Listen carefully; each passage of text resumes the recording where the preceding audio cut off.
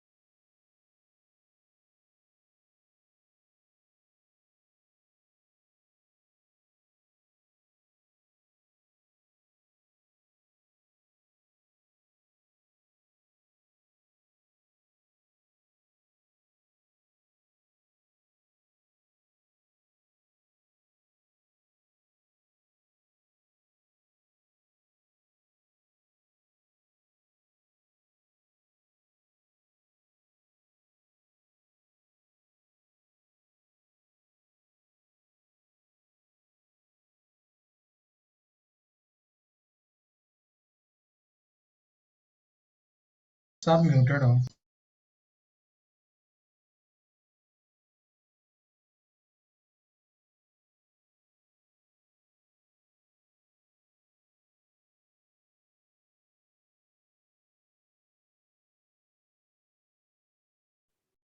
Okay, start करते हैं।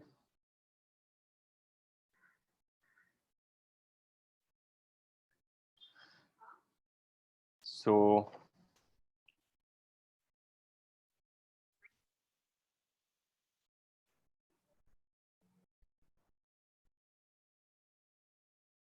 Last हमने किया था लाउडनेस, है ना? हाँ सर, लास्ट क्वेश्चन क्या था कि aeroplane is flying over a house, तो हाँ, तो लाउडनेस का कॉन्सेप्ट मैंने तुम्हें बता दिया है। अब जो है हम पढ़ेंगे साउंड में स्टैंडिंग वेव्स, ठीक है? सुपरपोजिशन वगैरह का सेम लॉजिक है कि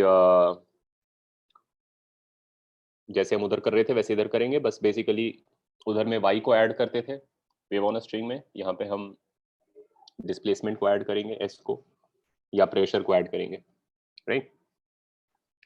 तो पहले तो before standing waves let's talk about something like reflection. इसमें हम ज़्यादा डिटेल में नहीं जाएंगे, बट बेसिक फैक्ट्स मैं बता दूंगा कि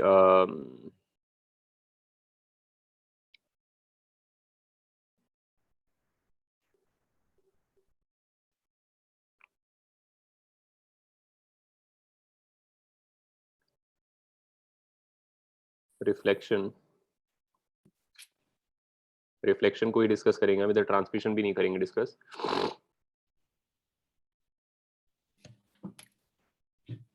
In air columns, this is also called organ pipes from the music, basically all kinds of instruments which are played by wind. Yep, that's true.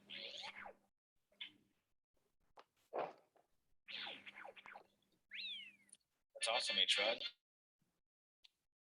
अब जो है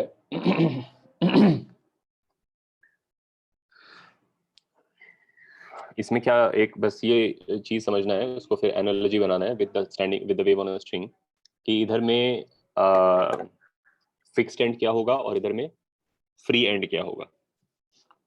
हाँ चिन्मय, एको ही है वो, एको ही टाइप का चीज है वो। एको तो उसको तब कहते हैं जब हम सुन पाते हैं, बट साउंड तो जनरल केस है, whether or not you are able to hear it, there is still a reflection. तो लॉजिक इधर का ये है कि if let's say I have a pipe and this is the end of the pipe, ठीक है? Pipe में पहले क्या है उससे मतलब नहीं है, लेकिन ये एंड ऑफ पाइप है और ये ओपन एंड ऑफ पाइप है।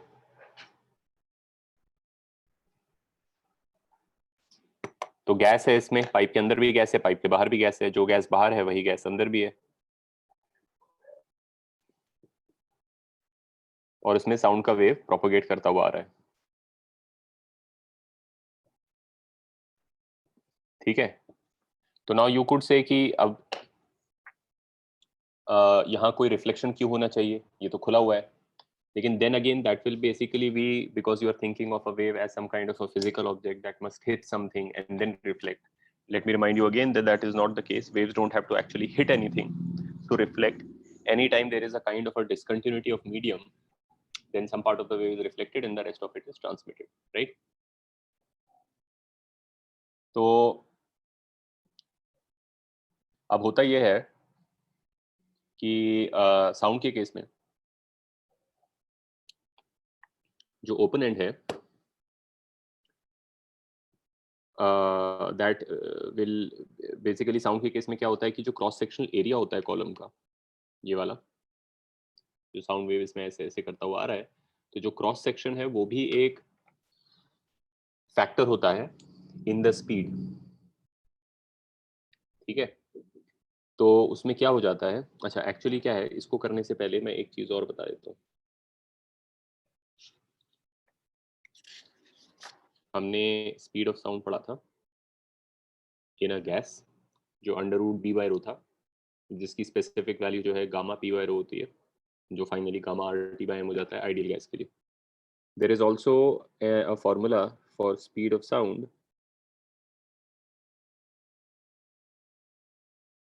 in thin solid rod.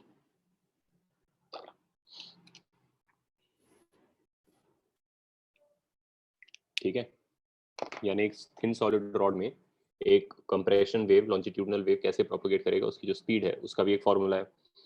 मैं डिराइव नहीं कर रहा हूँ, बट तुम चाहो तो डिराइव कर सकते हो. जिस तरीके से हमने वेव ऑन अ स्ट्रिंग में स्पीड का फॉर्मूला डिराइव किया, एक छोटा एलिमेंट लेके उसका वाई डायरेक्शन में F=ma लिखा, या तुम गैस के कॉलम में अगर स्पीड ऑफ साउंड डिराइव करना चाहते हो तो एक छोटा एलिमेंट लेके उसका F=ma लिखोगे. रॉड के केस में भी थिन रॉड है मान लो, जिसका तुम्हें पता है कि भाई एरिया A है और इसका यंग्स मॉडुलस पता है. यंग्स मॉडुलस क्यों रिलेवेंट है? क्योंकि साउंड जब इसमें प्रोपोगेट करेगा तो that will be a series of compressions and expansions. So it's a deformation, travelling deformations, right? तो यंग्स मॉडुलस उसमें इंपॉर्टेंट रहेगा कि अगर ये बहुत स्टिफ मटेरियल का है, इसका यंग्स मॉडुलस बहुत लार्ज है, तो इसमें काफ़ी फास्ट जाएगा साउंड का वेव. और अगर ये बहुत ही सॉफ्ट और मशी सा मटेरियल है तो साउंड का वेव इसमें स्लो प्रोपोगेट करेगा. तो इसमें भी वही किया जा सकता है, वही लॉजिक लगाई जा सकती है कि x=0 है तो x पे एक एलिमेंट, एक क्रॉस सेक्शन, और x=x+dx पे एक क्रॉस सेक्शन लेके जो ये बीच का मटेरियल ऑफ द रॉड है, ये तुम्हारा सिस्टम हो गया. ठीक है. और इधर कुछ टेंशन होगा और इधर कुछ टेंशन होगा, तो तुम इस पे नेट फोर्स लिख सकते हो. मान लो इसकी डेंसिटी जो है रॉड की वो रो है, तो if you write F=ma for shaded region,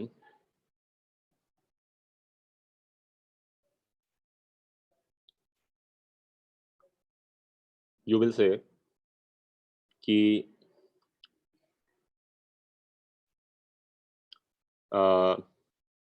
tension at x+dx minus tension at x equals to ma. m हो जाएगा रो a dx और a हो जाएगा d2s by dt square, s being the displacement in the horizontal direction. ठीक है. और फिर tension को तुम यंग्स मॉडुलस से रिलेट कर सकते हो, क्योंकि यंग्स मॉडुलस की जो डेफिनेशन है वो ये है कि tension over cross sectional area over the little deformation over the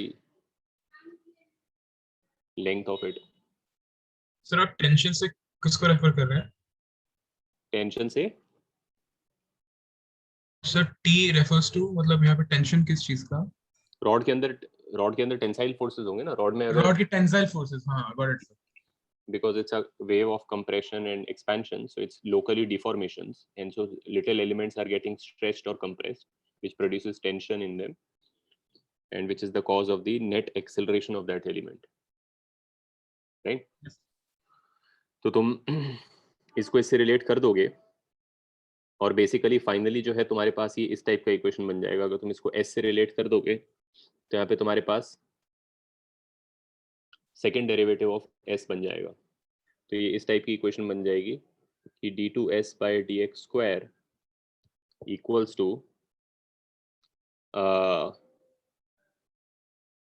rho by Young's modulus into d2s by dt square. ठीक है. And of course, by the fact that this is exactly the same as the wave equation, 1 by c square will be rho by y. Therefore, the speed of sound in a solid rod will be Young's modulus by density. So this is something you can remember. But इसमें एक चीज important ये है to understand कि ये जो formula है under root Young's modulus by rho, that is only for a thin solid rod. Essentially, it is not. I mean, you might think कि ये formula जैसे under root b by rho is the formula for speed of sound in a gas. This might be the formula for speed of sound in a solid, but that is not the case. It is only the formula for speed of sound in a thin solid rod. By thin, I mean to say that it must be thin enough that when you strike this end to start the sound wave, मान लो तुमने कहीं clamp कर दिया इसको ताकि चला नहीं जाए और फिर तुमने हैमर से मारा, तो इतना थिन होना चाहिए कि हैमर इतना बड़ा हो कि वो इसके पूरे फेस को एक ही मोशन में हिट कर देता हो. यूनिफॉर्मली जा मतलब। हाँ, सो दैट इसका क्रॉस सेक्शन पूरा पूरा ऐसे ऐसे होता हो।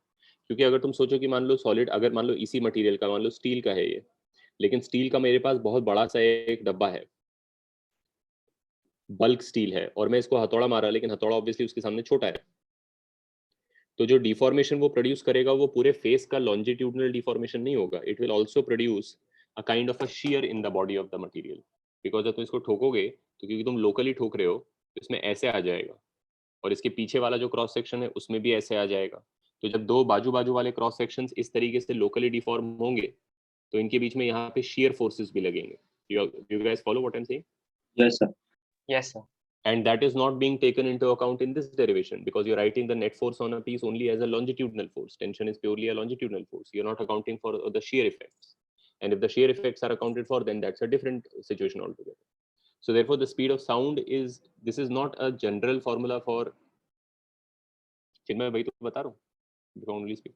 Thin rod से मेरा मतलब है, it's not necessarily thin. The point of thin is to say that the whole end can be hit at once and the whole end will oscillate together. It should not produce local deformations because that will produce shear also, and that will produce transverse waves in the material also. Not So only it should be will- thin with respect to external force producing thing, right? Generally wire rod दिया हो तुम्हें problem है तो समझ जाओ कि formula लगाना है। जो जनरल एक्सप्रेशन है फॉर बल्क मटेरियल कि एक सॉलिड का तुम्हारे पास बल्क मटेरियल है और उसको तुम लोकली एक जगह ठोक रहे हो तो उसमें जो साउंड वेव्स प्रोपोगेट करेंगे वो तो एक तो first of all properly 3 dimensional waves होंगे, क्योंकि as they propagate in it they will not be confined to one dimension, right? They will basically assume a spherical kind of a shape, जैसे point source से निकलता हुआ wave है, जैसे proper 3D wave plus also उनके बीच में share where का effect होगा तो ट्रांसवर्स वेव्स भी जनरेट हो जाएंगे। Not only will the cross sections go like this relative to each other, they will also भी, हथौड़ा आया, हथौड़ा टकराया तो ये ऐसे हुआ, फिर हथौड़ा हट गया तब ये रिकॉइल करेगा तो इन दोनों के बीच में ये वाली स्लाइडिंग भी होगी ऐसे ऐसे, वो एक ट्रांसवर्स वेव है if you think about it, because the wave is going that ways and the material is oscillating like this, so it will produce both transverse and longitudinal waves if you hit it, if it's a bulk amount of that material. So of course then this formula does not apply to that situation. I hope all of you are clear on this. But anyway, this is not in our syllabus. We're not dealing with a complicated situation of both longitudinal and transverse waves in bulk matter. And that's why I said this is not the speed of sound in solid in general. This is the speed of sound in a thin rod only, where by thin I mean to say thin enough that you can strike the whole end at once. ठीक है, इस पे जो भी problem आ सकते हैं वो आ सकते हैं, जैसे गैस के प्रॉब्लम्स आ सकते हैं कि गैस कॉलम में साउंड प्रोपोगेट कर रहा है, बताओ ये वो क्या होगा, वैसे रॉड का भी आ सकता है, so it's just a counter part two the gas situation, right? Now let's talk about what happens when the sound wave reaches an end, when things change. अभी तक हम डिस्कस कर रहे थे कि वो एक ही टाइप का चीज में चल रहा है, पाइप में गैस है और उसके अंदर वो ट्रैवल कर रहा है। अब what happens when something changes, right? The thing to understand here is something that we are actually not deriving or discussing or whatever, is that the speed of sound actually also depends on the cross section. And in fact, if the cross section becomes big, then the speed of sound becomes small, right? अब हमने जब derive किया था under root b by rho for a gas, तो उसमें obviously मैंने एक singular width का ही कॉलम ले रखा था थ्रू एंड थ्रू, ऑब्वियसली उसके अंदर पूरे में क्रॉस सेक्शन एरिया सेम था, तो इसलिए that didn't show up in the expression. But if you have something like a megaphone which has gas in it and then you produce sound in it on one side, then as the sound propagates, it has more speed in the beginning and less speed near the end, because the cross sectional area also, in a sense, the speed of sound is inversely proportional to the cross sectional area. So somewhat like the Bernoulli's equation, continuity का equation, sorry. हाँ, but don't relate it with that. That's a motion of physical material. This is the motion of a mathematical entity. But the relationship is kind of same. That the speed of sound is also proportional to. Not in our syllabus, but I'm just simply telling you this. And so what that means is that if your wave is moving in a region of one cross section, and then it has to suddenly enter, maybe it's the same gas, of the same bulk modulus, of the same temperature, of the same pressure, of the same density, both inside and outside. Then you might think under root b by rho se to either speed barabar aana chahiye, but that's not the whole story, even though that's the only thing we are doing in our syllabus, but that's not the whole story. It also depends on cross sectional area. And नहीं चिन्मय, the megaphone will not reduce the loudness of sound. It will actually help. I'll tell you in what way.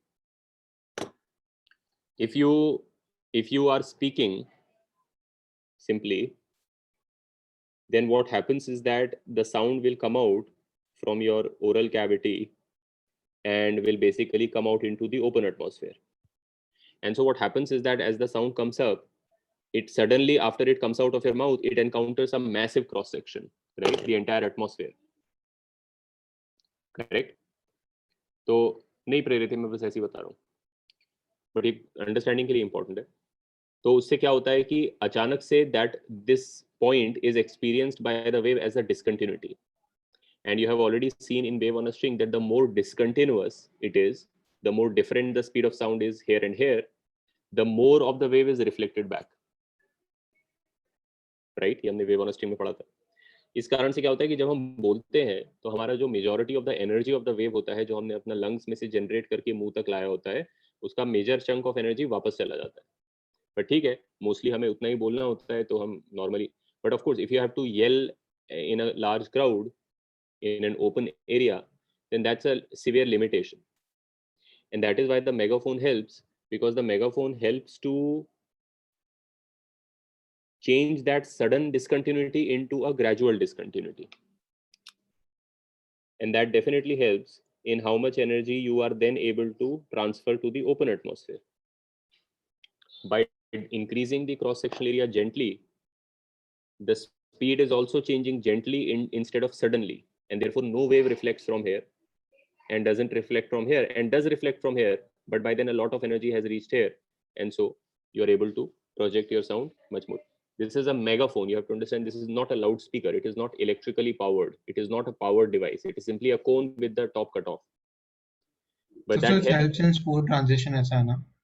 हाँ, smooth transition कराने के लिए होता है, और इसीलिए हम कभी हाथ से भी करते हैं, वो उसका भी वही पॉइंट होता है, that with your mouth it's a small opening and then suddenly it's the entire atmosphere. So the wave that has been oscillating this amount of gas so far suddenly is face to face with the complete open cross section of the atmosphere, and it is unable to move it that easily, and therefore that is experienced as a kind of a discontinuous effect, and so most of the energy goes back and very little is transmitted. But then from the mouth, if you open it up only gradually, then as the wave proceeds, it doesn't really feel like there is a sudden change. So it is able to proceed till eventually, I mean, of course, the megaphone has to end somewhere. You can't just take the megaphone all the way, but that's really what we are trying to do there. तो जब एक pipe में से आ रहा है वो, और अचानक से पाइप का एंड ओपन टू एटमॉस्फेयर है, so even though it is an open end, it is a discontinuity, right? This is experienced by the wave as a discontinuity.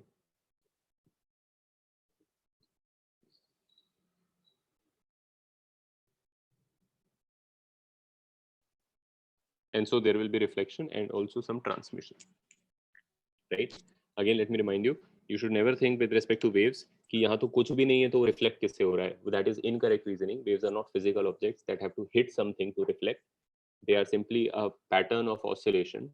And if the properties of the medium change suddenly, the pattern of oscillation also has a component that goes back. It is not a physical thing that comes and hits something and goes back. Because what will it hit here? It is completely an open end, right? तो अब क्या है, लेकिन कि sound के case में the description can be done in two different manners, right? Either you can talk about displacement, the SXT function, or you can talk about the excess pressure delta PXT function.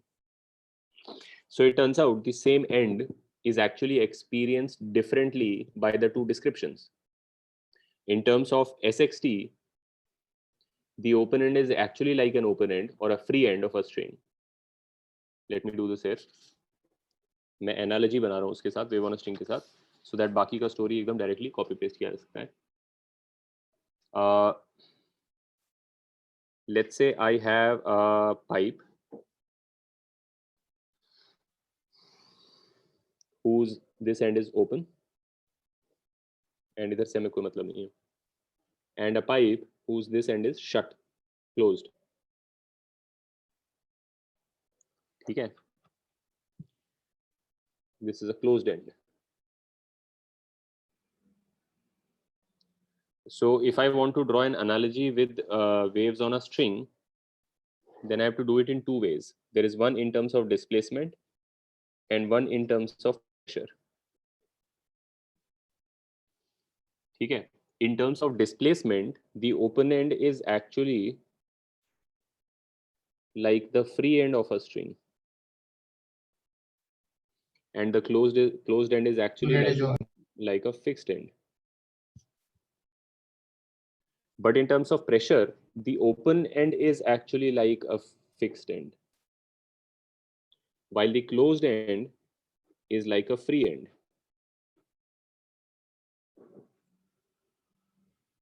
And I'll tell you why. देखो, पहले तो ये समझ लो कि words का जो है यहाँ पे मीनिंग यूजेज जो है थोड़ा सा डिफरेंटली किया जा रहा है. एक है ओपन वर्सेस क्लोज्ड और एक है free versus fixed. What you have to understand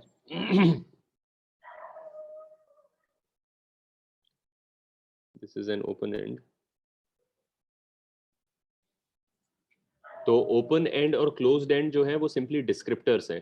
भाई ये एंड खुला हुआ है, इधर कोई टोपी नहीं लगा हुआ है तो ये ओपन एंड है, और इधर टोपी लगा हुआ है तो ये क्लोज्ड एंड है. तो ओपन और क्लोज जो वर्ड्स हैं वो तो सिंपली डिस्क्रिप्टर ऑफ सिचुएशन है कि भाई ओपन है तो ओपन है, क्लोज्ड है तो क्लोज्ड है. फ्री और फिक्स जो है वो टेक्निकल वर्ड्स हैं, वो वेव्स के लिए स्टैंड करते हैं. फ्री और फिक्स का मतलब होता है, फ्री वो एंड होता है जहां पे वो प्रॉपर्टी जिसके टर्म्स में वेव को डिस्क्राइब कर रहे हैं वो फ्रीली अपनी वैल्यू चेंज कर सकती है.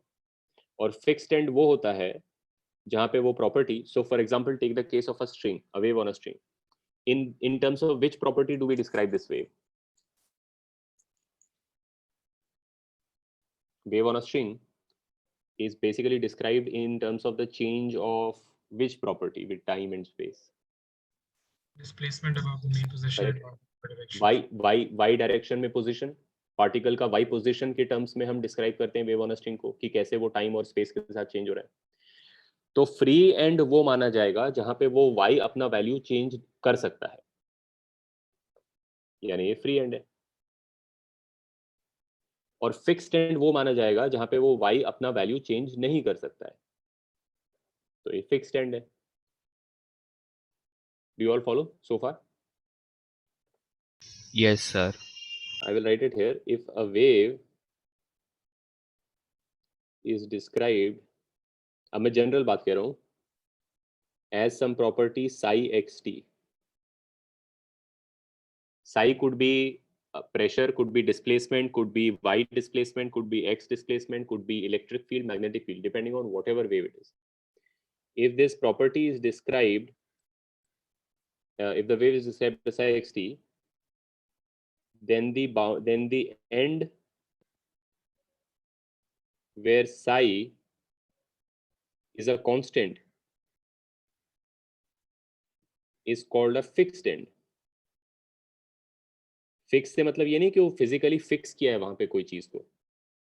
फिक्स से मतलब है कि साई जो प्रॉपर्टी है उसकी वैल्यू फिक्स हो चुकी है. Do you all follow? This much is clear? Yes, sir. तो for example for wave on a string psi is y, and so by this definition the place where y is a constant will be called a fixed end. Y is a constant is this kind of a place you will physically have to attach the string, and so that is called a fixed end. And a place where it's not attached and can take any value is called a free end. The word fixed and free don't actually mean that the string is fixed and the string is free. ये descriptors नहीं है, ये wave के context में words हैं. वो ठीक है कि this string is fixed and this is free also you could say, but the words free and fixed in waves don't actually mean कि भाई वैसा दिखता है. वो वेव की प्रॉपर्टी जो है जिसके टर्म्स में वेव को डिस्क्राइब कर रहे हैं उसकी वैल्यू चेंज हो सकती है या नहीं हो सकती उसके वर्ड्स हैं. अगर वो वैल्यू फोर्स कर दिया गया है to not change, then that end is called a fixed end, and if that value is not allowed to change that's called a free end. लेकिन अब तुम अगर साउंड का एग्जांपल लो और उसको डिस्प्लेसमेंट के टर्म्स में सोचो, मान लो तो जो ओपन एंड है विच इज सिंपली ओपन, वहां पे क्या है, जब वेव आएगा तो गैस के पार्टिकल्स इजीली अंदर बाहर ऑसिलेट कर सकते हैं. You have not constrained their displacement in any manner. So from the point of view of displacement, the open end is like a free end. is a free end because the property S is allowed to change at this end. Do you all follow what I'm saying? While the Yes, sir. closed end is closed physically by physical matter, so the gas particles are not allowed to displace themselves. So you have forced the property S to not change its value by putting a physical obstruction there, and that's why this closed end from the point of view of displacement is a fixed end, because the value of the property S has been fixed. Is that clear to all of you? Yes, sir. लेकिन pressure के point of view से जब देखोगे तो story उल्टा हो जाता है. जो ओपन एंड है वहां पे प्रेशर जो है सडनली या बहुत ड्रामेटिकली चेंज करना पॉसिबल नहीं है, क्योंकि बाहर तो पूरा एटमॉस्फेयर है. The atmosphere has a huge effect on maintaining the pressure there. It's a wall of pressure.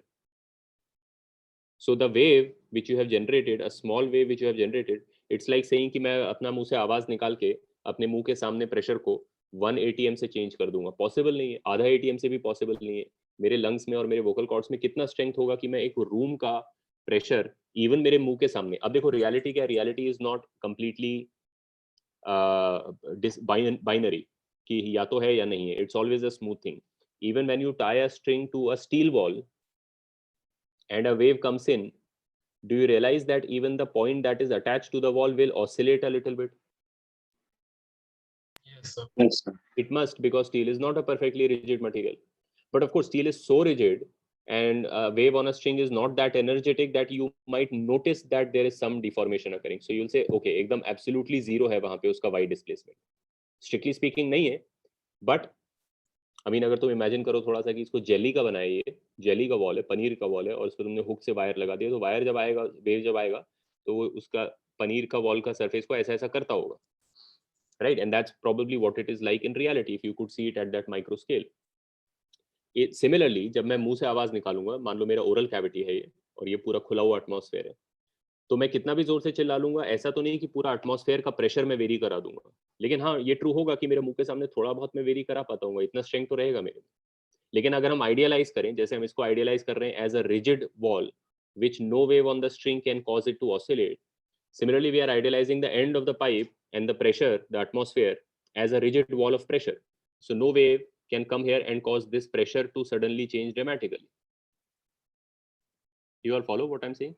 Yes, sir. Yes, sir. Part psi represents any property in terms of which you are describing a wave. A wave is basically essentially a wave in a medium is just a change of some property with space and time. For different waves, that property will be different. For wave on a string, the property is y. Y changes with place and time. For sound, the property could be pressure. Pressure in a place changes with position and time. For light, that as light goes past. For some other wave, the psi. So psi is a general symbol for saying some property that is fluctuating, which is what is causing the wave to propagate. Right? तो मैं ये कहना चाह रहा था कि जो ये फ्री और फिक्स्ड का वर्ड्स का यूजेज है वो साई पे अप्लाई होता है, इन द सेंस ऑफ कि जिस भी प्रॉपर्टी के टर्म्स में तुम वेव को डिस्क्राइब कर रहे हो, यदि वो प्रॉपर्टी किसी एंड पर अपनी वैल्यू चेंज नहीं कर सकता है, तो वो एंड उस वेव के लिए फिक्स्ड एंड बोला जाता है. फिक्स्ड और फ्री का मतलब यहाँ पे डिस्क्रिप्टिव नहीं है कि फिक्स कर दिया है या फ्री कर दिया है. फिक्स्ड एंड फ्री का मतलब जो है यहाँ पे एक टेक्निकल है कि जो प्रॉपर्टी की बात हो रही है, चाहे वो प्रेशर है, चाहे वो डिस्प्लेसमेंट है, चाहे वो वाई डिस्प्लेसमेंट है, चाहे वो इलेक्ट्रिकल फील्ड है, if that property isn't allowed to change its value at a certain boundary over time, then that boundary is called a fixed end for that wave. और फिर मैं तुम्हें ये समझा रहा हूँ कि just like this end is a fixed end. If you consider wave on a string, then this is a fixed end. It is not, I'm not saying fixed because the string has been fixed there, वो तो है ही, but it's called a fixed end because at the last point the y is not allowed to change its value. It is always 0. Similarly, this end for pressure behaves like that. The pressure right outside the pipe is 1 atm and the wave in the pipe is not going to be able to change the entire atmospheric pressure. The atmosphere is like a huge influence. Just like this wall is a huge influence, it has too much inertia for the wave to move it significantly, and that's why it's a fixed end. The atmosphere also has a huge inertia of pressure. A small wave in a small pipe is not going to change the atmospheric pressure, right? And so from a pressure standpoint, the pressure right at the mouth of the pipe will always be whatever is dictated by the atmosphere. Just like the displacement right at the end of the string will always be what is dictated by the wall. Now these two things are again a little idealized. Neither a wall is perfectly rigid, so any wave on a string can cause it to oscillate a little bit, nor the atmosphere is perfectly imposing, so that some wave in it cannot cause the pressure right at the mouth of the pipe to change from 180 m a little bit. It will, and this will also. But if you idealize both of them, this is a perfectly rigid wall and the atmosphere is perfectly 180 m and cannot be changed. So the pressure right at the mouth of the pipe is 180 m and it will continue to be 180 m regardless of what wave comes in. And so from the view of pressure, this is called a fixed end because pressure is not allowed to change its value at that point. Ye jaane do ki it is actually an open end, which is the description of what it looks like. But from pressure ka standpoint, this is behaving as a fixed end because pressure is not allowed to change its value at this point. That's why I have drawn it like this. अभी clear हो गया तुम सब लोगों को ये चीज? हाँ sir. Yes, sir. Similarly closed end को देखो तो डिस्प्लेसमेंट के लिए वो फ्री फिक्स्ड एंड जैसा है क्योंकि पार्टिकल ऐसा कर नहीं सकता है, तो डिस्प्लेसमेंट के पॉइंट ऑफ व्यू से वो एग्जैक्टली ऐसा है. लेकिन प्रेशर के एक तो ये बात भी समझ लो कि प्रेशर और डिस्प्लेसमेंट का उल्टा स्टोरी चलता है. ये तो जो प्रेशर के लिए फिक्स्ड एंड होगा वो डिस्प्लेसमेंट के लिए फ्री एंड होगा एंड वाइस वर्सा. लेकिन लॉजिकली भी समझ सकते हो, जब ये बंद कर दोगे तुम फिजिकली, तो अब जो इधर गैस है just inside, that is not in communication with the atmosphere, and the atmosphere cannot have a regulatory effect on it, right? It is simply against a wall, and then when the wave comes in, it will simply end up changing छोटे से reason के gas का volume pressure change करने में कौन सी. It's like saying मेरे पास एक handheld vacuum cleaner है. This is like Poynting the vacuum cleaner at the entire room and then hoping I can change the pressure of the room by running the vacuum cleaner. I can't really, right? Barely. Right at the mouth of the vacuum cleaner, maybe partially, but not significantly. This is like pointing the vacuum cleaner at a corner in the room. जहाँ पे walls और floor मिलता है, उधर के corner में जो थोड़ा सा volume of air है, उधर मैं ये छोटा सा vacuum cleaner point करके चला दूंगा, तो उधर का pressure मैं significantly change कर सकता हूँ इसकी strength से. तो जब पाइप बंद होगा, क्लोज्ड होगा, तो उधर अंदर का प्रेशर हम सिग्निफिकेंटली चेंज कर सकते हैं. वेव जो आएगा वो उधर वो काफी प्रेशर वेरिएशन कॉज कर देगा. लेकिन इसमें जो वेव आएगा वो इधर कोई प्रेशर वेरिएशन कॉज नहीं कर पाएगा क्योंकि एटमॉस्फेयर बैठा हुआ है इधर, right? So therefore this and for pressure is like a free and, but for displacement is like a fixed and. ठीक है, आई होप सबको समझ में आ गया होगा. अब as a result, just like we have standing waves on these strings, we can have standing waves in pipes also, and they follow the same argument कि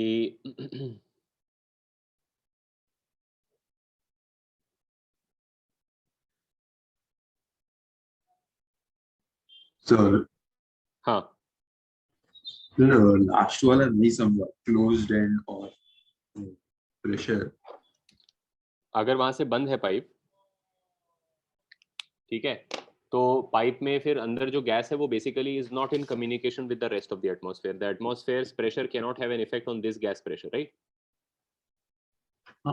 and so when the wave arrives, wave क्या है basically? ऐसा vacuum cleaner जैसा ही है छोटा. तो जब आएगा यहाँ पे सिग्निफिकेंटली प्रेशर चेंज कर सकता है. कोई कंपल्शन नहीं है कि नहीं चेंज होगा. लेकिन यहाँ पे तो एटमॉस्फेयर है ना पूरा, तो अगर यहाँ पे वो वैक्यूमिंग इफेक्ट चलाएगा, मान लो वेव आया और यहाँ पे अभी एक एक्सपेंशन कंप्रेशन हुआ, तो जब वो खींचेगा गैस को तो एटमॉस्फेयर भी थोड़ा अंदर घुसेगा ना ऐसे करके. The atmosphere is kind of like a connected medium. It's like an elastic thing, so it won't let the wave do a lot of pressure variation, right? Because the whole gas can impose itself on the wave, right? So यहाँ पे pressure नहीं change कर पाएगा तुम्हारा छोटू सा wave, लेकिन यहाँ पे छोटू वेव भी प्रेशर चेंज कर देगा क्योंकि वहां तो वॉल है, उसके उधर का गैस का कोई इफेक्ट नहीं है इस गैस पर. तो ये छोटा गैस फंस गया कोने में, तो इसको तो हम प्रेशर वेरी करा ही सकते हैं खींच खींच के. समझा. तो अब जो है इसके बाद तो simply copy pasting of result of standing waves है. बेसिकली क्या करना है कि दो टाइप के पाइप्स होते हैं. एक टाइप का पाइप जो होता है वो ये होता है which is open at both ends, और एक टाइप का पाइप जो होता है which is open eight one and and closed at the other and.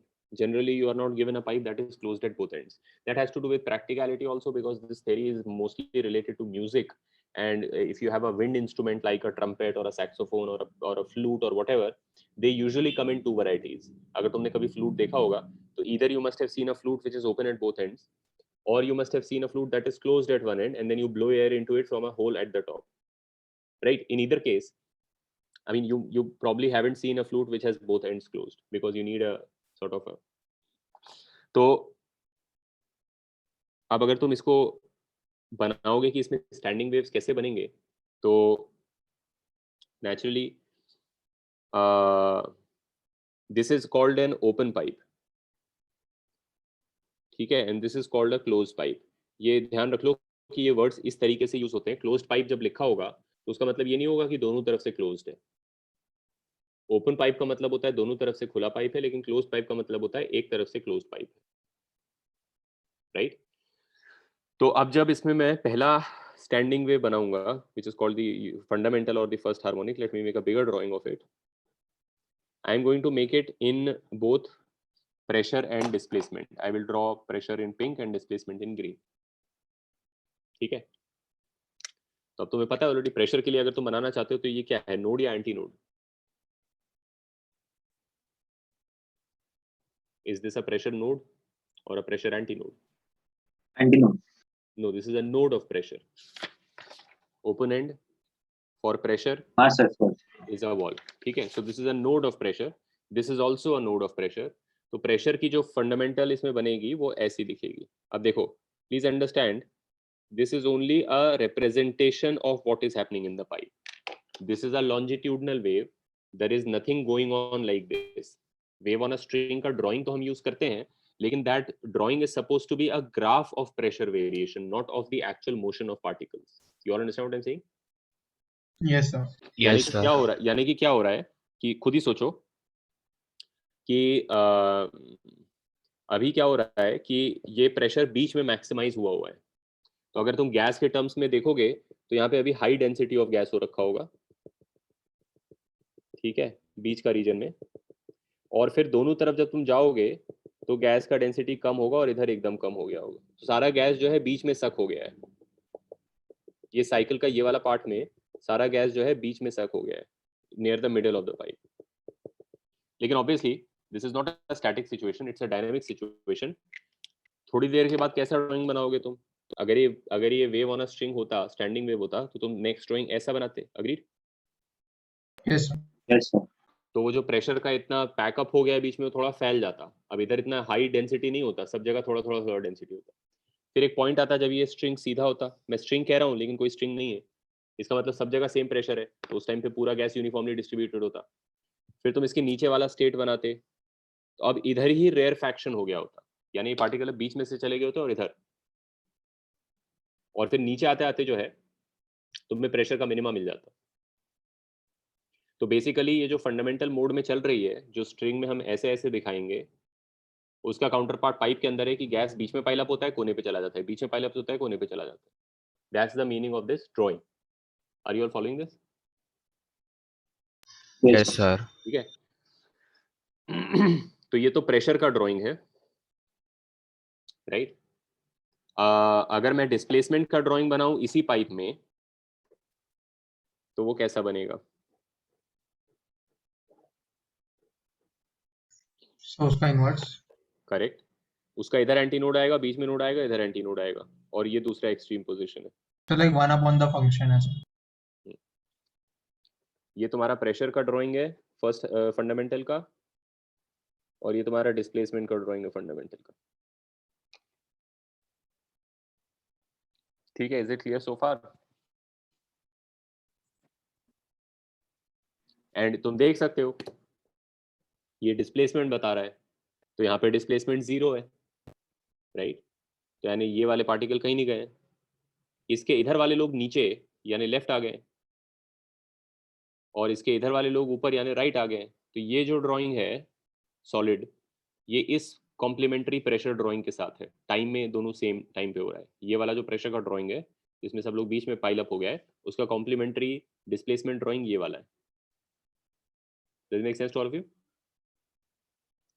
Yes. Yes, sir. ये दूसरा एक्सट्रीम सिचुएशन है। ये वो है जब बीच में जीरो पे डिस्प्लेसमेंट पे लेकिन राइट वाले ऊपर यानी और राइट चले गए, लेफ्ट वाले नीचे यानी और लेफ्ट चले गए। तो ये तब होता होगा जब बीच में रेयर फ्रैक्शन आ जाता होगा, which is corresponding to this pressure drawing. So you can think of the standing wave, हो तो एक ही चीज रही है पाइप में, पार्टिकल्स ऐसे ऐसे कर रहे हैं, लेकिन उसको तुम प्रेशर के टर्म्स में भी डिस्क्राइब कर सकते हो ऐसे ऐसे करके, और डिस्प्लेसमेंट के टर्म्स में भी डिस्क्राइब कर सकते हो ऐसे ऐसे करके। They are complementary drawings, they describe one and the same thing in slightly different terms, but this is basically the fundamental mode of this, because इससे तुम छोटा और कुछ नहीं बना सकते, उसमें दोनों तरफ नोड लगा दिया तुम। अब आगे आगे के जो इसके होंगे, क्लोज को जाने दो, ये इसका फंडामेंटल है, इसमें मैंने तुम्हें डिटेल में दिखा दिया कि पार्टिकल्स के साथ क्या हो रहा है। बट अगर आगे के मोड बनाओगे तो you just have to keep adding more nodes, just like with waves on a string. अगला इसका ऐसा बनेगा, जिसका अगर डिस्प्लेसमेंट ड्राइंग उसी के ऊपर बनाऊं तो ऐसा बनेगा, जहां इसका नोड वहां उसका एंटी नोड, जहां इसका एंटी नोड वहां उसका नोड, बस ये करना है। प्रेशर और डिस्प्लेसमेंट में एकदम उल्टा रिलेशनशिप है। Pink is pressure, orange is displacement, ठीक है। So this is your second harmonic और the first overtone, just like waves on a string. अगला तुम बनाओगे, ये अभी ओपन पाइप का ही बता रहा हूँ मैं, अगला तुम बनाओगे तो उसमें 1 2 3 आ जाएंगे लूप्स प्रेशर के, और सिमिलरली डिस्प्लेसमेंट के लिए भी तुम बना दोगे कि यहाँ पे ऐसे, यहाँ पे ऐसे, यहाँ पे ऐसे, यहाँ पे ऐसे, यहाँ पे ऐसे, एंटी नोड। बस ये ध्यान रखना है प्रेशर और डिस्प्लेसमेंट में उल्टा रिलेशनशिप है नोड एंटी नोड। ये तुम्हारा थर्ड हार्मोनिक हो जाएगा क्योंकि 3 लूप्स आ रहे हैं, या सेकंड ओवरटोन हो जाएगा क्योंकि फंडामेंटल ओवरटोन नहीं होता है, fundamental itself is the first harmonic.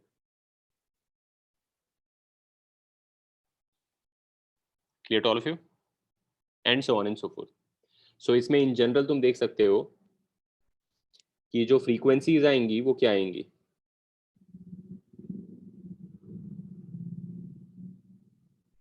वही आएंगी जो उधर string में आती थी. This is exactly like a string closed at both ends, fixed at both ends. If you think of in terms of pressure, क्या क्या आएंगी? C by 2L, 2C by 2L, 3C by 2L, NC by 2L. समझ गए तुम लोग?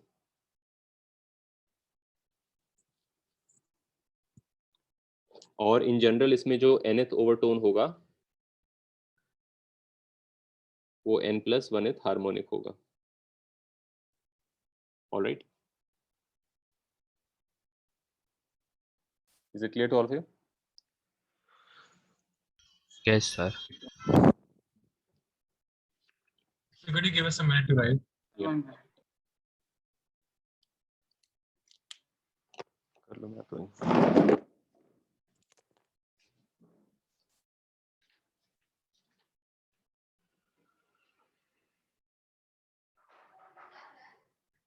So we define harmonic in terms of the pressure wave, displacement wave, right? Not pressure.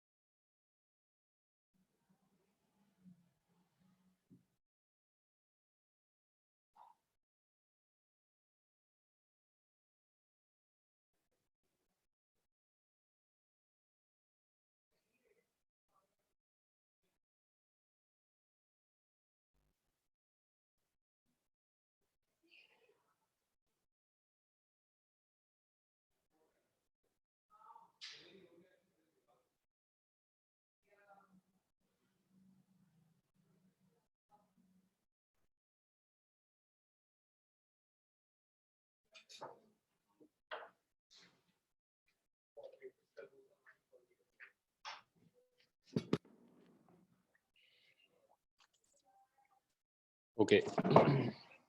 So So we define harmonic in terms of the displacement wave, right? Not pressure.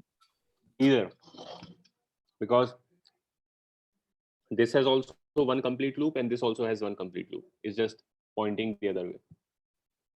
So if you just say how many loops, then that gives you the number of the harmonic. This has 2 loops of pressure and also 2 loops of displacement. Okay, so we can say in terms of both. It's Yeah, first half. yeah, exactly.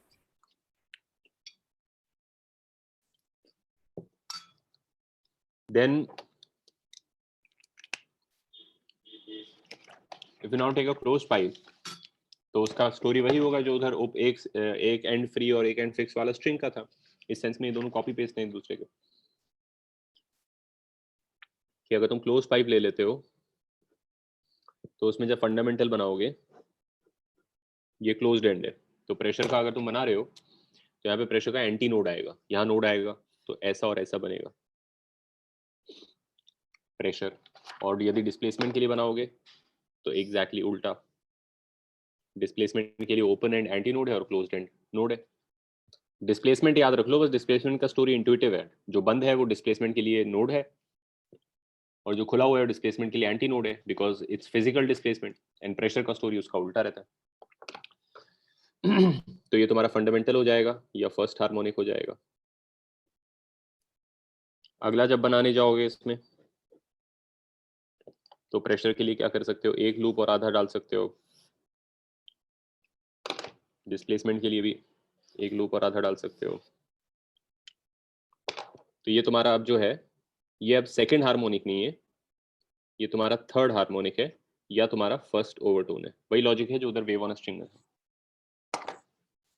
ठीक है, second harmonic इसमें setup नहीं हो सकती. Right, and then so on and so forth. तो इसमें जो frequencies आएंगी हार्मोनिक्स की,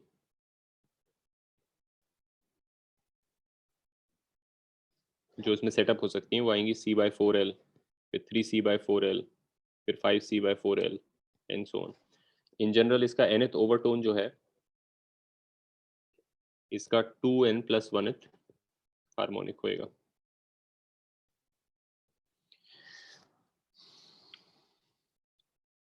ठीक है, यहाँ तक क्लियर है सबको?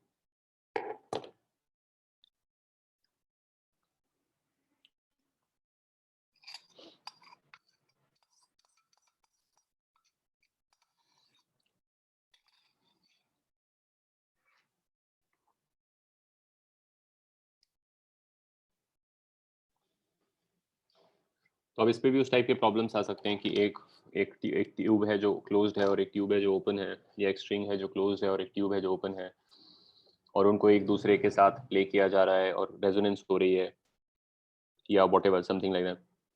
तो देन वही लॉजिक है कि जैसे ये कर लो,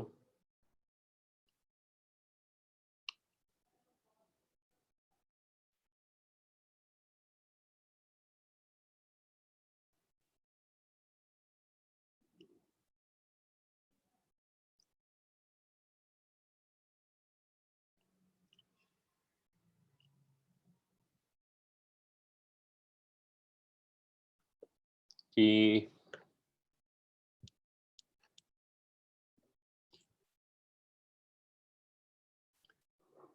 pipe P1 which is closed is vibrating in its first overtone, right? एक पाइप P2 है जो ओपन है and that's vibrating in its third overtone. They are both in resonance with a tuning fork. Tuning fork सबको पता होगा, इस type का एक चीज रहता है.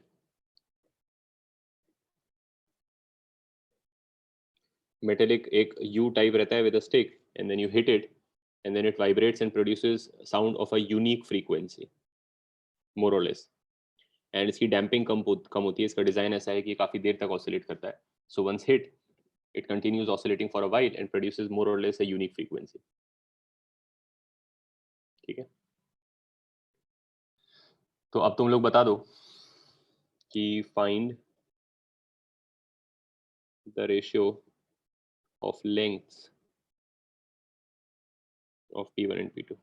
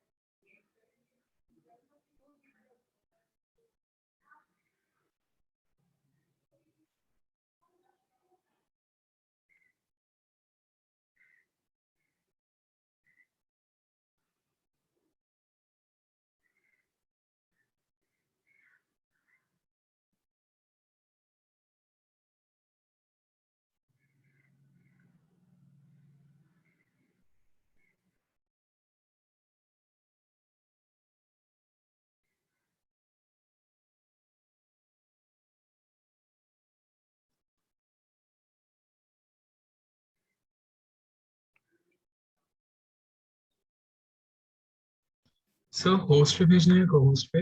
पोस्ट पे ये मैं कर ही लेता हूँ, ऐसे बेसिक सा प्रॉब्लम है। हम कह रहे हैं कि पहला पाइप जो है वो क्लोज्ड है, तो वो अपने फर्स्ट ओवरटोन में बज रहा है। So that's pretty much this. तो उसका जो फ्रीक्वेंसी होगा वो हो जाएगा 3C/4L 1। देखो दोनों पाइप्स में ये भी हो सकता है कि वेव स्पीड ही अलग अलग हो, ये भी एक वेरिएशन पॉसिबल है। They might say the two pipes have different gases inside of them. That's a variation you will have to handle because C is also a function √B/ρ या कुछ whatever, right. In general C भी variable हो सकता है, but जब problem में कुछ नहीं बोला हो तो जितनी चीजें कांस्टेंट मान सकते हैं उतनी मानेंगे। और दूसरा जो ओपन एट बोथ एंड्स है वो अपने थर्ड हार्मोनिक में बज रहा है, उसका थर्ड हार्मोनिक उसका फोर्थ ओवरटोन होगा। फोर्थ ओवरटोन होगा तो बेसिकली वो 4C/2 में बज रहा होगा, और दोनों रेजोनेंस में है तो सेम फ्रीक्वेंसी हो गया। तो देयरफॉर L1/L2 जो है वो आ जाएगा 3/8 बराबर। एक और प्रॉब्लम कर लो सिमिलर टाइप का, लेकिन मतलब without two pipe, just one pipe, no resonance and all. ये भी तुम्हारे बुकलेट में ही है कि एक क्लोज पाइप है जिसका लेंथ 105 सेंटीमीटर है और ये अपने थर्ड ओवरटोन में बज रहा है।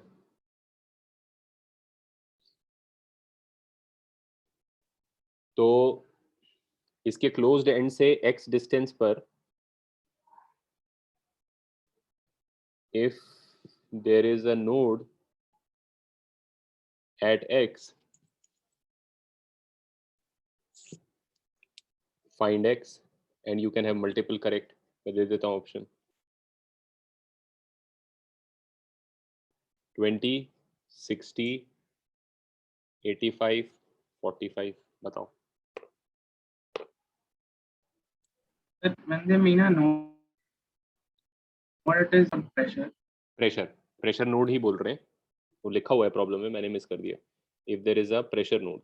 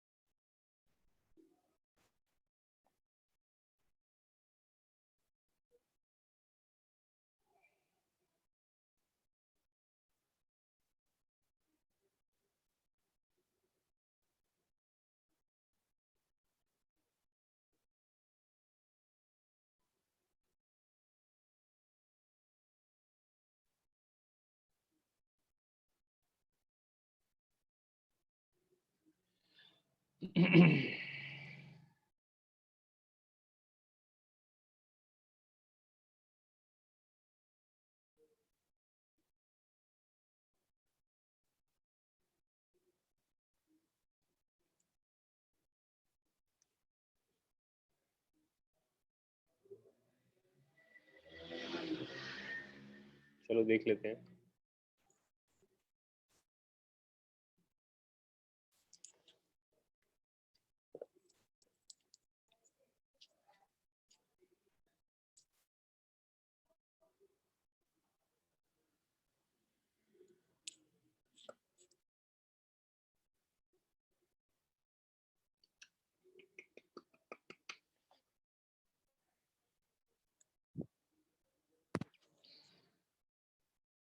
Essentially you want to find the pressure node, right? So you have to make a pressure drawing and third overtone है, तो प्रेशर का यहाँ पे एंटी नोड आएगा, यहाँ से नोड आएगा, यहाँ से बनाना चालू करेंगे और थर्ड ओवरटोन है और ये एक तरफ ओपन एक तरफ क्लोज है, तो बेसिकली सेवेंथ हार्मोनिक होगा। सेवेंथ हार्मोनिक होने का मतलब है कि 7 हाफ लूप्स बनेंगे इसमें,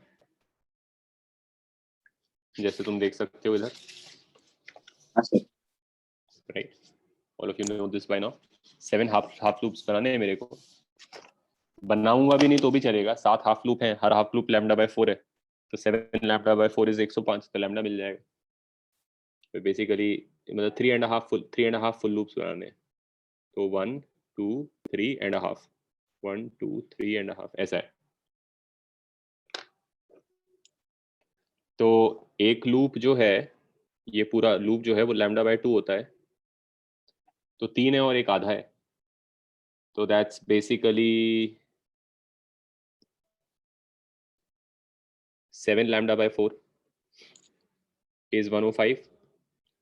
That's 15, right? And so lambda is 60. अब lambda 60 है और तुम यहाँ से देख रहे हो और यहाँ एंटी नोड है, तो किस किस डिस्टेंस पे तुम्हें नोड्स मिल सकते हैं? तो x की पॉसिबल वैल्यूज क्या है? एंटी नोड से अगला नोड तो lambda by 4 पे ही होता है, यानी 15 पे ही मिल जाएगा पहला, और उसके बाद तुम्हें फर्दर 30 पे मिलेंगे क्योंकि lambda by 2 is 30. तो 45 पे अगला मिलेगा, फिर 75 पे अगला मिलेगा, फिर 105 पे अगला मिलेगा. तो देख लो इनमें से 45 is the only correct answer. ठीक है, सबको समझ गए? ऑलराइट. अब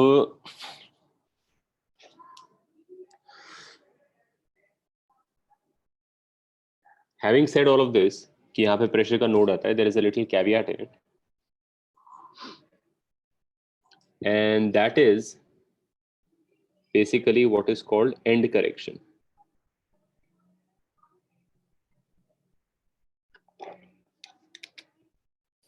End correction का ये मतलब है कि थोड़ा रियलिटी को वापस ला रहे हैं. ऑल्दो हम कहते हैं कि जो ओपन एंड होता है वहां पे प्रेशर का नोड बनता है, लेकिन स्ट्रिक्टली स्पीकिंग प्रेशर का नोड उससे थोड़ा आगे बनता है. Like I said, the atmosphere is not a perfectly rigid wall of pressure, and so even a wave that is set up in a pipe is able to push the atmosphere a little bit right at the mouth of the pipe. So the strictly speaking, the node is actually not right at the mouth of the pipe, but a little outside of it. And the amount by which it is outside is called the end correction. It is written as delta. And delta की जो value है वो once and for all fixed value है, तुम्हें याद रखनी है. That if this is the radius of the pipe, cross-sectional radius of the pipe,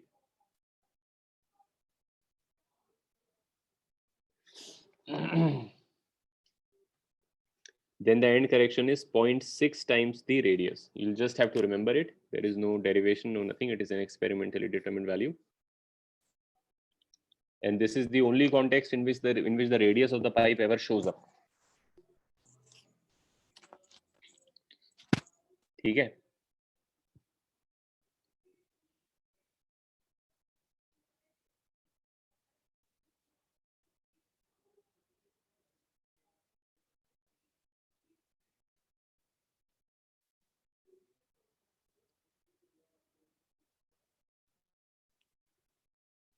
Gaurav, it is correcting the length of the pipe. जो तुम length of the pipe ले रहे हो ना, C/4L, C/2C/4L, उसमें L नहीं लोगे अब तुम.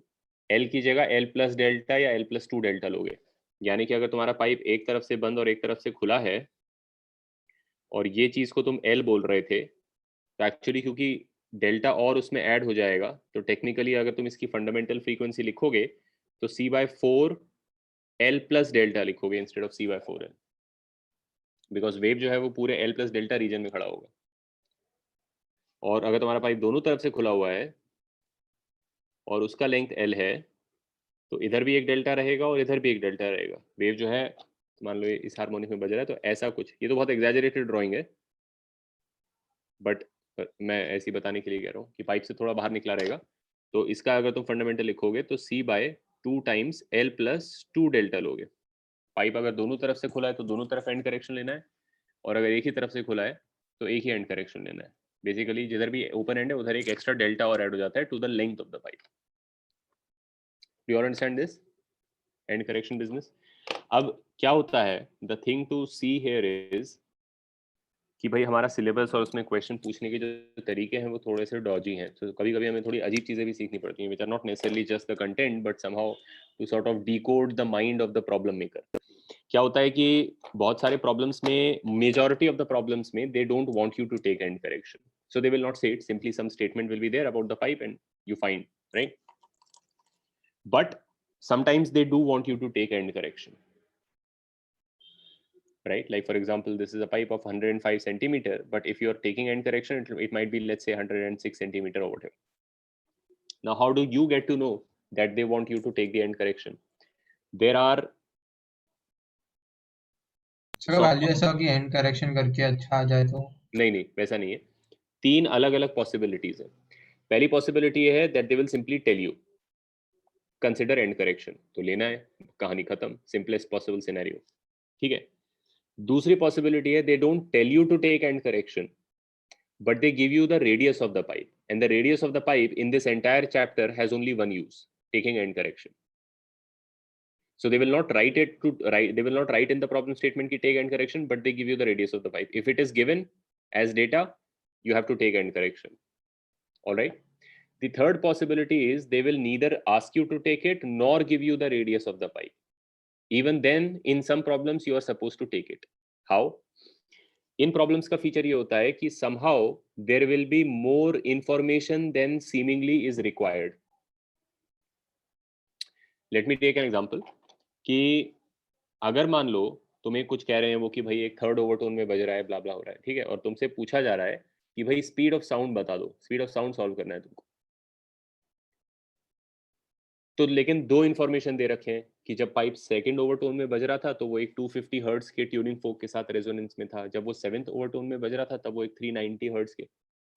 अब अगर तुमसे speed of sound he calculate करने पूछा है और तुम एंड करेक्शन नहीं लेते हो, तो तुम तो पहले डेटा से ही आंसर निकाल दोगे कि भाई C बाय व्हाटएवर सेकंड है, C by 2L should give me जो भी ट्यूनिंग फोक का फ्रीक्वेंसी दिया हुआ है, लेंथ ऑफ पाइप पता है, ट्यूनिंग फोक का फ्रीक्वेंसी पता है, स्पीड ऑफ साउंड तो आ गया। फिर ये 7th हार्मोनिक के इंफॉर्मेशन क्यों दी हुई है मुझे? In general, in any problem, if there is more data than you ended up using, that means there is a hidden variable. What you're supposed to do is you are supposed to take end correction into account, and that is also an unknown. So instead of writing it like this, you're supposed to write it like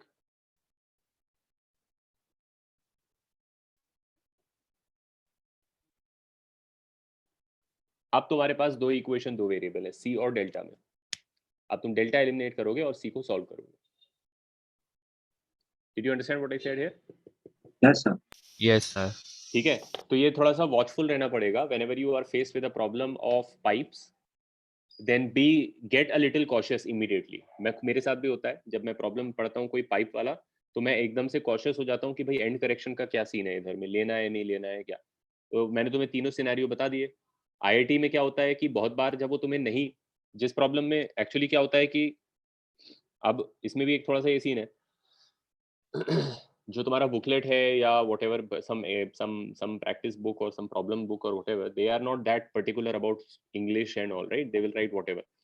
So if they don't write anything nor give you information nor give you nothing, you're not supposed to take end correction. The default is to not take it.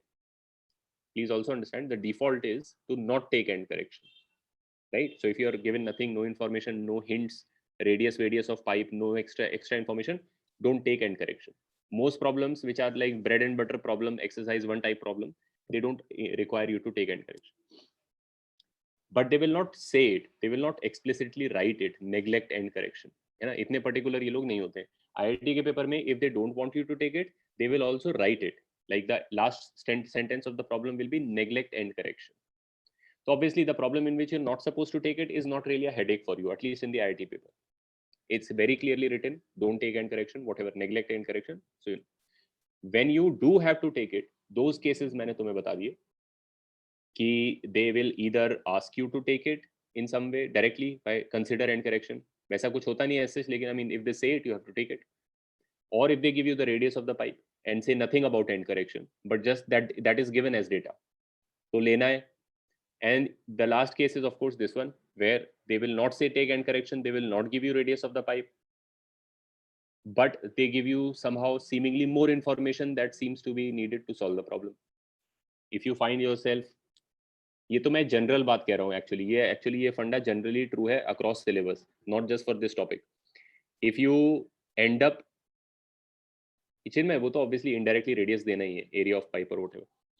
If at any problem in physics, not just here but across the syllabus, if you end up solving a problem, at least in the IIT it is true, and you see that some data in the problem was not used in the solution, you ended up not using some bit of information, then you should basically look for some hidden variable. There is some other variable which has to be taken somewhere, and it's really multiple equations with multiple variables. ठीक है, all right. तो ये तो and correction का scene है. मैंने तुम्हें बता दिया. जैसे फॉर एग्जांपल एक प्रॉब्लम ये देख सकते हैं हम, ये भी बुकलेट का ही प्रॉब्लम है. आई थिंक इसमें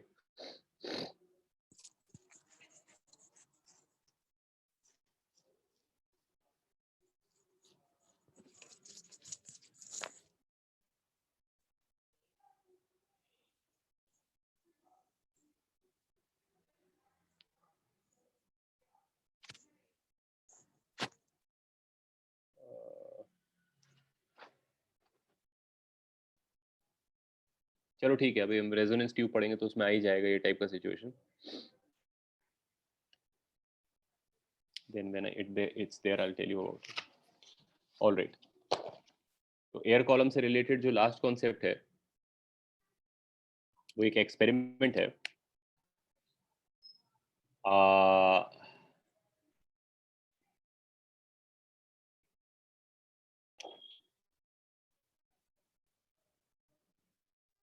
which is called the resonance tube experiment or the resonance tube method or whatever. ठीक है. रेजोनेंस ट्यूब में क्या होता है कि basically you take a pipe that is open at both ends and मेरा वॉइस कर रहा है क्या? Is my voice breaking or is it fine? Yes, it's fine. ठीक है. रेजोनेंस ट्यूब में क्या लॉजिक होती है कि हम एक ट्यूब लेते हैं जो दोनों तरफ से खुली होती है. ठीक है, उसको वर्टिकली रखते हैं, ओपन एट बोथ एंड्स. ये एक ओल्ड स्कूल एक्सपेरिमेंट है to determine the speed of sound in air और इन अ गैस कॉलम. ठीक है, ज़्यादा फैंसी टेक्नोलॉजी नहीं था, उस जमाने का एक मेथड है. क्या किया जाता है कि उसको पानी में डिप कर दिया जाता है. ठीक है, तो नीचे पानी है. जब वो पानी में चला गया तो जितना पार्ट उसका पानी में चला गया वो बेसिकली फिर अब काम का नहीं है. एयर कॉलम अब इतनी बची है. तो by moving the tube up and down in the water you can control the length of the air column, but you also and up making it into a tube that is closed at one end. Do you understand what I'm saying? Yes, sir. Yes, sir. Now what you have is a tube that is closed at one end, but whose length can be very quickly and easily varied. ठीक है. Although ये भी बात true है कि पानी में भी साउंड की वेव्स ट्रैवल करती हैं, ऐसा नहीं है. तो एक तरीके से ये फुल्ली क्लोज्ड एंड नहीं है. अगर तुम यहाँ से ट्यूनिंग फोक बजाओगे और फिर एक वेव डालोगे तो वो पार्शियली रिफ्लेक्ट होकर यहाँ पे स्टैंडिंग वेव बनाएगा, लेकिन कुछ पार्ट ट्रांसमिट भी होगा इसमें. In that sense, this is actually strictly speaking like that problem where one kind of a string is joined to another kind of a string and you set up a standing wave and then you are said कि भाई यहाँ पे node होना चाहिए. लेकिन इस experiment के point of view से हम इसको बेसिकली फुल्ली क्लोज्ड एंड की तरह ट्रीट करते हैं. हम मानते हैं कि इधर कोई वेव नहीं है. ठीक है, तो एयर कॉलम इतनी सी है तुम्हारी जिसको तुम चेंज कर सकते हो इन रियल टाइम. फिर तुम एक ट्यूनिंग फोक लेते हो और उसको इसके ऊपर बजाते हो ऑफ सम नोन फ्रीक्वेंसी. वो इसमें वेव्स डालता है, मान लो f0 का है वो. और इनिशियली क्या होता है कि ये ट्यूब जो है पूरी अंदर होती है, मतलब पानी पूरा ऊपर तक होता है. ठीक है. एक्चुअली जो इसका ज्यादा कन्वीनियंट वर्जन डिफरेंट होता है. I'll send you a video, you can see for yourself, in which the water fills up the tube from below rather than holding a tube by hand and moving it up and down. The tube is fixed, and then by controlling the level of water on the other side, the water can be made to come up and down while the flow Capillary is pressure से वो capillary. नहीं, hydrostatic pressure equalisation से.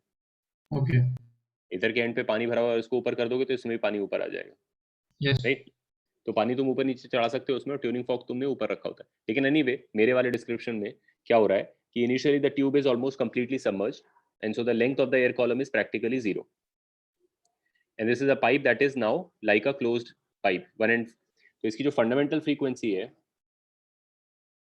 वो कितनी है? वो है C/4L बराबर। और ट्यूनिंग फोक बज रहा है F0 का, तो अब F0 मान लो, कुछ डेटा ले लो, मान लो for example F0 is 300 hertz. Pipe तुमने इतना अंदर कर रखा है और मान लो उसका बेरली 1 मिलीमीटर बाहर निकला हुआ है, तो ये नंबर तो बहुत बड़ा होगा, मिलियंस में होगा। C is like 300 and this is 10 की power -3. So the fundamental frequency of a very छोटा pipe is going to be a very large frequency, right? So of course there is no hope of being in resonance with the tuning fork which is only at 300 hertz. Tuning fork बचता रहेगा इसके ऊपर। फिर तुम धीरे-धीरे tube को बाहर निकालोगे while holding the fork on top of the mouth of the tube. And as you pull more and more of the tube out, you will increase L, thereby decreasing the fundamental. So वो million से नीचे 500,000, 400,000, 300,000 पे आ रहा है, whatever. करते करते तुमने इतना लेंथ ऑफ पाइप निकाल लिया होगा कि ये वैल्यू जो है एग्जैक्टली F0 के बराबर आ गई होगी। तुम लोग समझ गए मैं क्या कह रहा हूँ? हाँ सर। So, हाँ, so but L is finite, right? So how can a change in L produce a big enough change so that the value comes closer to the frequency of the tuning fork? आ जाएगा। I mean you can always adjust length. And 1 metre लंबा pipe है, 300 hertz है, तो कोई बड़ी बात नहीं है। एल अगर मिलीमीटर्स में है से लेकर वो सेंटीमीटर्स में भी आ गया तो काफी चेंज हो जाएगा, राइट? ये मीटर्स में है और एल बड़ा सा पाइप है, हो जाएगा, वो कोई बड़ी बात नहीं है। I mean the values have to be taken in that manner, it's not some impossible thing. Right. My point is that as you increase L, as pipe is lifted up, increasing L, the fundamental frequency and all harmonics, देखो harmonics तो fundamental के ही multiple है, तो fundamental decrease होगा तो सारा harmonics का set भी डिक्रीज होगा। Decrease when the fundamental matches F0, that is called the first resonance. Basically ऐसे समझ लो कि फ्रीक्वेंसी का एक स्केल है और इस पे तुम्हारा F0 यहाँ बैठा है, ठीक है? और F0 मान लो से 300 हर्ट्ज है, और तुमने जब स्टार्ट किया विद अ वेरी छोटा पाइप तो तुम्हारा फंडामेंटल ही बहुत बड़ा था, मान लो कि 3000 हर्ट्ज। तो अब ऑफ कोर्स फंडामेंटल 3000 था, तो फर्स्ट ओवरटोन कितना होगा? 9000 हर्ट्ज। समझ गए तुम लोग क्यों? ये pipe closed eight one and वाला है, राइट? फिर क्या होगा? 15000 हर्ट्ज। You all understand? तो पूरा जो सेट ऑफ हार्मोनिक्स है वो काफी बड़ा नंबर है। अब जब तुम लेंथ इसकी इंक्रीज कर रहे हो तो ये पूरा सेट पीछे आएगा, क्योंकि फंडामेंटल डिक्रीज होगा 3000, 2000, 1000, तो पूरा सेट ऑफ हार्मोनिक्स भी पीछे की तरफ शिफ्ट होगा। तो पहली चीज जो आके इससे मैच होगी वो फंडामेंटल होगा। जब फंडामेंटल आके मैच हो जाएगा, जब इतना लेंथ बाहर आ जाएगा इसका कि इसका फंडामेंटल ही 300 हो गया होगा, तो हम कहेंगे फर्स्ट रेजोनेंस हो गया। वो इसमें पता ऐसे चलता है कि इसका साउंड आ जाता है, I mean you can here the sound. उससे पहले तक जब तक रेजोनेंस नहीं होती तो साउंड क्लियरली नहीं सुनाई देता है, क्योंकि बहुत वीक वेव होती है इसके अंदर। लेकिन जब रेजोनेंस हो जाता है तो इसमें प्रॉपर स्टैंडिंग वेव बन जाती है इसी फ्रीक्वेंसी की। उससे पहले इसमें स्टैंडिंग वेव नहीं बन रही होती है। स्टैंडिंग वेव ज़्यादा लाउडर होते हैं, क्योंकि इफ यू रिमेंबर उनका एम्पलीट्यूड डबल होता है 2A, और वो ज़्यादा देर सस्टेन भी करते हैं compare to regular travelling waves. So जब तुम इसको ऊपर ऊपर ऊपर लाते हो तो जैसे ही उससे मैच करता है ना, तो सीटी सा बचता है, विसल जैसे, like you are blowing wind on to the mouth of a pipe, right? तो जब वो मैक्स सुनाई देने लगेगा तब तुम बोलते हो अच्छा पहला रेजोनेंस हो गया। थोड़ा ऊपर निकल गया तो कम हो जाएगा, तो तुम एकदम थोड़ा ऊपर नीचे करके अच्छे से देख सकते हो कि भाई कौन से लेंथ पे मैच किया, और पाइप पे मार्किंग्स हैं, सो यू कैन अच्छे से मेजर, भाई ये लेंथ था फर्स्ट रेजोनेंस लेंथ। तो फर्स्ट रेजोनेंस जब हो जाएगी तो तुम बोलोगे C/4 first resonance length equals to F0। लेकिन प्रोसेस रुकेगा नहीं, पाइप निकालते रहोगे। तो अब क्या होगा? अब फंडामेंटल भी 300 से छोटा हो जाएगा, ठीक है? तो अब फंडामेंटल जब जाके 100 बनेगा तब उसका फर्स्ट ओवरटोन 300 बनेगा, क्योंकि वो उसका थर्ड मल्टीपल है। तुम लोग समझ गए मैं क्या कह रहा हूँ? Yes, sir. Yes, sir. That is called the second resonance. तो सेकंड रेजोनेंस पे क्या इक्वेशन लिखी जाएगी? 3C/4L2 will match what?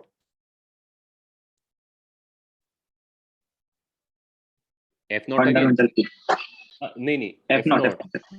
It always matches the frequency of the 4. Basically इसमें जब भी रेजोनेंस आती है तो हमेशा एक ही टाइप का साउंड सुनाई देता है। अगर तुम एक नॉर्मल पाइप लेते हो देखो डिफरेंस क्या है, नॉर्मल पाइप जो दोनों तरफ से खुला है या एक तरफ से खुला एक तरफ से बंद है, इसकी लेंथ चेंज नहीं हो रही है। उसमें जब तुम फंडामेंटल बजाते हो तो एक टाइप की आवाज आती है, जब फर्स्ट ओवरटोन बजाते हो तो उससे हायर आवाज आती है, हायर पिच की आवाज आती है, क्योंकि for a pipe of fix length to put more loops into it, you have to make each loop smaller, thereby changing the frequency. So the higher overtones sound higher pitched. यहाँ पे pipe का length तुम change कर रहे हो, लेकिन जब भी इसमें रेजोनेंस आता है तो वो वही फ्रीक्वेंसी होती है जो ट्यूनिंग फोक की है। द ओनली डिफरेंस इज पहली बार में वो फंडामेंटल होता है, दूसरी बार में वो फर्स्ट ओवरटोन होता है। बजता हमेशा वही साउंड है, लेकिन it is called the first overtone later, then it is, क्योंकि फंडामेंटल और छोटा हो गया होता है तो अब उसका फिफ्थ मल्टीपल 300 होता है, फंडामेंटल 60 पे आ गया है, अब उसका नाइन्थ मल्टीपल ये होता है। सो ये changing the length, so the higher, even though you are hitting the higher overtones, you're always producing the same frequency because L1 L2 are different. तुम लोग समझ गए? This is the first resonance, this is the second resonance and so on. इसी पे problems आते हैं कुछ कुछ इस टॉपिक के कि फर्स्ट रेजोनेंस लेंथ 30 सेंटीमीटर है, सेकंड रेजोनेंस लेंथ 60 सेंटीमीटर है, तो बताओ इसमें स्पीड ऑफ साउंड कितना है, बताओ लेंथ ऑफ पाइप कितना था, ब्ला ब्ला। और ये वो सिचुएशन है जिसमें वो वाला कॉन्टेक्स्ट आता है जो मैं पहले कह रहा था, ये ज्यादातर वो इस प्रॉब्लम के कॉन्टेक्स्ट में आता है। Like they will say first resonance you are supposed to find the speed of sound, they will say we have a tuning fork of 300 hertz. The first resonance occurs at 30 centimeter. The second resonance occurs at 60 centimeter. Find the speed of sound. Do you realize that if you don't take end correction in L1, then by just 300 hertz and 30 centimeters, you have found the speed of sound. But if you do it with 60, you might get a different answer for speed of sound. The way to reconcile them is to basically introduce that hidden variable. Actually, L1 नहीं है, L1 plus delta है और L2 plus delta है. You understand this part? Yes, sir. Yes, sir. ठीक है, तो आगे भी तुम लिख सकते हो, अगला 5c/4l3 इक्वल्स टू f0 हो जाएगा and so on and so fourth. हमेशा f0 ही बजेगा, लेकिन वो अपने अपने सेट का fundamental, third harmonic, fifth harmonic होगा, because the whole set of harmonics is shifting to the left. So this is called the resonance method और the resonance tube. It will be fundamental frequency at max height. नहीं Gaurav, fundamental frequency at max height थोड़ी होगा वो, max height पे तो higher harmonics हो रहे हैं ना, फंडामेंटल से तो पहली बार मैच करेगा सबसे छोटे लेंथ पर, राइट? ठीक है, क्लियर? ऑलराइट, तो आज के लिए इतना करते हैं।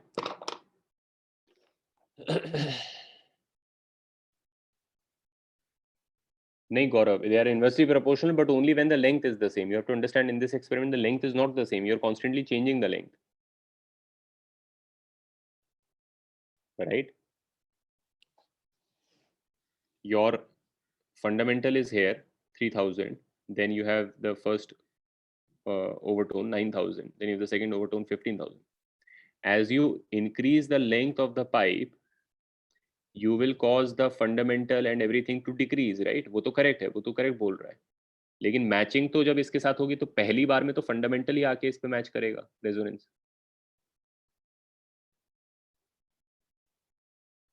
Then when you continue increasing the height of the thing, then the fundamental will go past and the first overtone will match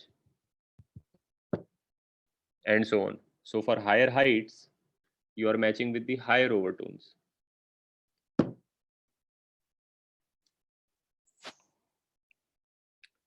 नहीं, after FF is reached, FF will reach here, then you will hear the every time anybody of them matches this, the only sound you will hear is this sound. All resonances in the resonance tube sound the same. They are the frequency of the tuning fork. हाँ Gaurav, correct, yes. Fundamental frequency will keep decreasing as you increase height. Correct.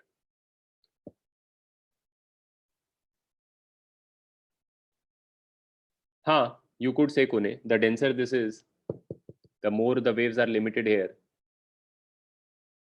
and the less waves go here, and so the more correct this is. हाँ Chinmay, if standing waves are formed, they sound louder.